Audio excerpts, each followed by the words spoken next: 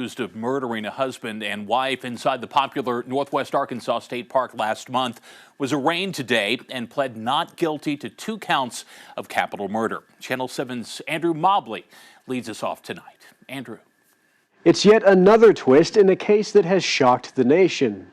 28-year-old former schoolteacher Andrew James McGann is accused of fatally stabbing 43-year-old Clinton David Brink and 41-year-old Kristen Amanda Brink on July 26th while they were hiking with their 2 young daughters on a trail in Devil's Den State Park in Washington County. Police say the parents died protecting their children, who were able to make it to safety. A few days later, McGann was arrested while getting a haircut in Springdale. Police say his DNA matched that found at the crime scene. Today at a Legislative Council meeting, State Police Director Mike Hager told lawmakers that during the search that led them to McGann, state police believe their suspect had sustained injuries from struggling with his victims. We knew that this suspect was injured. We knew that there was blood loss on scene. We suspected that we knew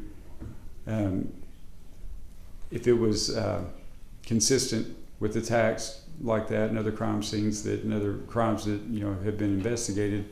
We suspected we knew the types of injuries. Police say McGann actually admitted to the murders in an interview, but today at a closed-door arraignment, he pled not guilty. Mr. McGann was just arraigned by the circuit court by Judge Taylor.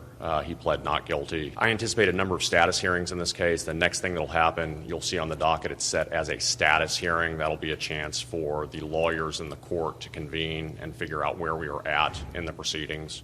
This is where the hard part begins and the long walk begins to get this case to justice. This case will take longer than folks anticipate. McGann has been charged with 2 counts of capital murder. He is being represented by multiple attorneys from the Arkansas Public Defender's Commission. I don't know of a defense attorney in the United States that would allow a defendant in any felony, especially this felony, to allow their client to appear and plead guilty. The defendant has a right to a fair trial, and part of having a fair trial is seeing all of the discovery, seeing the case against him, and that's what's going to happen in the next days, weeks, and months. And McGann is going to need those attorneys. The state will continue to seek the death penalty in this matter. Despite the heinous nature of the crime he is accused of and the seeming odds against him, Carter says McGann appeared impassive in court today. He made a couple of statements to the court, but I wouldn't say that he had any emotion, no. Because of the intense attention from the public and media surrounding the case, officials are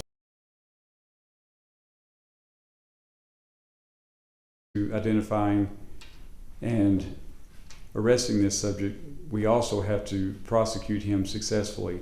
And so even as we sit here today, there's a little bit of concern about at some point a jury's going to be seated, and we can't give a lot of information that might be considered inflammatory because we don't want to prejudice that jury. We don't want to give a defense the opportunity to claim that we've prejudiced that jury. This office has released all of the facts of the investigation that it's ever going to release in this case. I'll be releasing no more statements about the investigation itself. I anticipate that at some point in the coming days or weeks that there will be some form of a gag order issued in this case because of the notoriety that it's received. It was not entered yet today, but we're putting that together. McGann is being held without bond at the Washington County Detention Center. On your side, I'm Andrew Mobley. Okay, Andrew, thank you. And McGann's next court date is in November.